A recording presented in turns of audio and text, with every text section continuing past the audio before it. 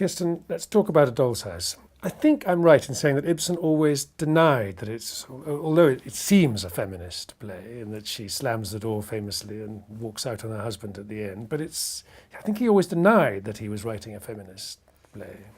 This is a really big issue around Ibsen's work generally. He didn't deny about A Doll's House, actually. He made a denial in 1898 to a group of women who invited him to give a speech to this... this is sort of 10 years later. Yes, yeah. And so he announced, it's an interesting choice to stand up in front of these feminists who are inviting him to speak and say, I have never been and I'm not now a feminist. Was he being disingenuous? I don't think so. I don't think so, because I think, first of all, you have to see it in the context of any movement that tried to affiliate him to it. He simply brushed off. I mean, whether it was socialists or anarchists, any political or artistic movement, he simply said, I'm not a member of this. The symbolists as well. And so while we see these aspects in his plays, he denied overtly being associated with them. And I think it's that sense of his posterity, I don't want to be too narrowly defined by one particular movement, but there's no denying that, like, for example, if somebody says, what's A Doll's House about? You will begin by saying, it's about a woman who. Yeah. And if you say, what's Ghosts about? You say, well, it's about this woman who. And in fact, it's not about... But you could say it's about an individual who. I suppose. An individual who realises and becomes the person they want to be rather than the person they've been defined. Yeah, I mean, I sort of see that in the same way as I might see when people say Death of a Salesman. It's about general issues around the American dream or about people having these flaws that Willy Loman has. Actually, it's very much about a kind of American masculinity. And so you can say in the same way that A Doll's House kind of loses its teeth if you just see it in a universal light and not actually about the plight of women at the time, which after all Ibsen chose as the issue. He made several other speeches about this which are interesting as well because they offset that one he makes at the end of his career. And he announces in public, this is the burning issue of the day. It is about mothers, it's about women, it's the women who are going to solve the problem of humanity, is what he says. And also the fact that he chooses to write play after play about women, I think is kind of the evidence of his interest.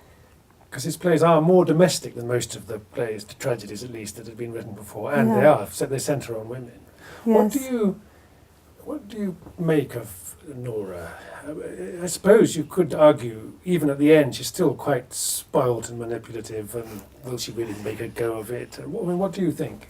I think Nora actually is, you've probably come across the criticism that she changes overnight. Yeah, very suddenly. Suddenly, and it's... From being a doll, she's suddenly now exactly. She's this grown-up woman who's got her own... Yes. But if you actually read the play very carefully, you see that he has, right from the beginning, put in place, really throughout the whole play, in very even ways, regular intervals. He's put in hints and clues as to her development. So right from the beginning, you've got the macaroon eating, when she hides behind her back this bag of macaroons, and she pretends that she doesn't have them. And it's this kind of character trait that he places in the character right from the opening scene. But in addition, he develops this sense in Nora already that she is playing changing. At being a girl, but yes, absolutely. She is acting a role, and that she has to come to an awareness that being a woman, especially this wife of this sort of banker who worries about his status, and being a woman who has no other options but to be a wife. She realizes that it's all something she has assumed, and at the end, as she says in her own analogy, I am going to throw off my masquerade costume. And that is the moment when she says, okay, let's sit down and have a chat. And she reveals that she's really understood now that she can't go on. And it's been in place throughout the whole play. So it's built up to it. It's built up. So in the beginning, when Mrs. Linda is there, people will criticize the play and say, well, Mrs. Linda is just there so that Nora can tell the audience, give us the exposition, explain about Torvald's illness and how she's had to, do all these extra things like working at this copying work and so on. But actually, it's there to reveal her character as well, I think. It's not just about plot, but it's saying, actually, I enjoyed that copying that I did.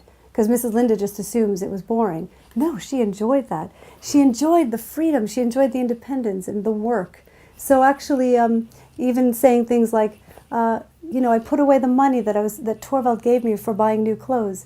I didn't use it for new clothes. And here's someone whom, she's kind of seen by the male world as very, she's pretty and sort of invested in how she looks. But actually, she's telling the audience, no, I didn't buy new clothes. I didn't care about that. So there's already a sense in which she's finding her way toward that kind of change. She's more self-aware than she appears. Yeah, I think so. Do you think that Torvald, her husband, who treats her like a doll and all the sweets and everything, is he a victim in a way, of his society too, do you think? I think How sympathetic should we feel to him? That's a great point. I think this isn't Dickens, is it? You've got no black and white. I'm not saying all of Dickens does that, but there's a kind of sense in which, in the Victorian theatre, especially in melodrama, you might have quite stark differences between, very recognizably good characters and recognizably bad characters. And actually, Ibsen draws on melodrama. He draws on the well-made play, but he reinvents these things, and he basically makes it impossible for us to, be completely down on Torvald or completely down on Krogstad, who ostensibly is the villain. No, he actually turns out to be quite sympathetic and ends up with Mrs. Linde, going off, they're going to get married and have a partnership, and he'll be a better person. And so you don't write anybody off in this play. And Torvald, the sad thing with him, I think, is he only gets it a millisecond later. Too late. Too late. Right when she slammed the door, he goes, oh, the most amazing thing, the most wonderful thing. And it's sunk in, but it's too late. So that isn't, I think Ibsen's saying something about how, the larger concern is society isn't getting it. We are not allowing women to develop, and Torvald may well do so, but it's not going to happen with Nora.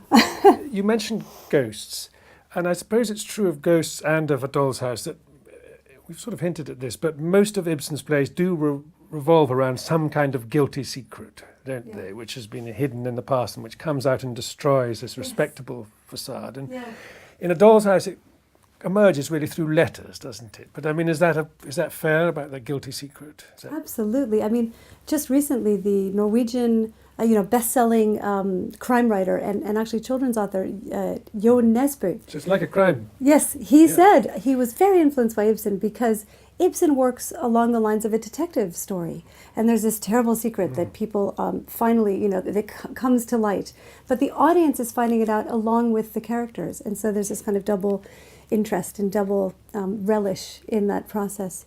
But it was actually given a name by Shaw. Shaw admired Ibsen greatly, and he called it retrospective arrangement, and identified it as the technique that Ibsen built into the drama, whereas I was mentioning the well-made play, and if you look at Ibsen's plays, they pick up pretty much where a well-made play would have ended, or long after it would have ended. So A Doll's House, they've been married for 8 years, things have been jogging along, and in fact, a well-made play would have concluded with something like, Torvald's illness, something dramatic like that, or even just getting married. But he's starting at the point where most of these plays would have ended. Exactly. And this is now, his interest is what happens to the relationship long after the wedding is over. Yes. And the rice has been thrown and, children are in the picture. That's the real stuff of the drama. It's very interesting. I mean, a playwright, even like Shakespeare, was not interested in marriage, really. Yeah. You get a marriage in Macbeth, but you don't get much about marriage, whereas he's fascinated by marriage. He's fascinated, and he realizes this is kind of the vexed issue. Also, it's the hidden issue. People don't reveal what happens in their marriages. Let's uncover it. Yeah. And there was a kind of image that people talked about, it could have been Shaw as well, saying, after, I think one reviewer said, after A Doll's House in London, 1889, he imagined all of these couples leaving the theatre and sitting on opposite sides of their carriages, not speaking to each other. They had seen their own marriages on the stage. This whole thing about the way, Nora, I suppose, lives a life of illusion.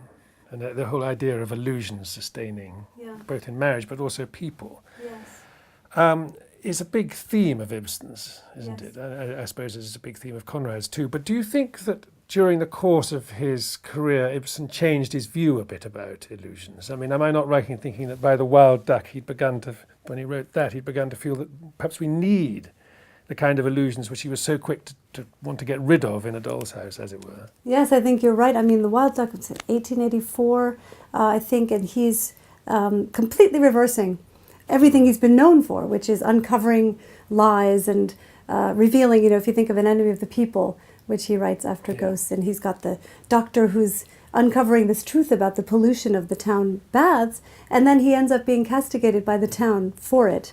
So this is An Enemy of the People. Yes, in An Enemy of the People. And so then he writes The Wild Duck, where he reverses that utterly, and he shows the devastation that ensues when this well-meaning Gregor's Verle character comes in, the idealist comes in and says, we must strip away the lies and deception in this family and reveal the truth of Hedvig's parentage. And she's a 13-year-old girl who loves her father. And then when she finds it's not her father and he finds that this is not his biological daughter, the rift that he creates between them causes her eventually to commit suicide. And it's an absolutely devastating look at what these truth revealers, these idealists do. And there is this character, you're absolutely right, the doctor, who basically can diagnose but can't cure. And this is very typical of doctors in plays at this time. They can find the problem, but they really can't cure it. And you also have the doctor in A Doll's House, who also is sort of on the sidelines, but can't really, he's not effective. And the doctor indeed, doesn't he die? Yes, and he dies. But so the doctor here in The Wild Duck says, don't deprive people of their life lies, the kind of sustaining life lie. Yeah. So it's very different in a way. It leaves us with a very different impression to A Doll's House. Yes. It reminds me of my favorite poem, one of my favorite poems by Emily Dickinson. And I think part of it is, tell all the truth, but tell it slant. Success in circuit lies. Too great for our infirm delight, the truth's superb surprise, I think that is. And it's absolutely consistent with The Wild Duck.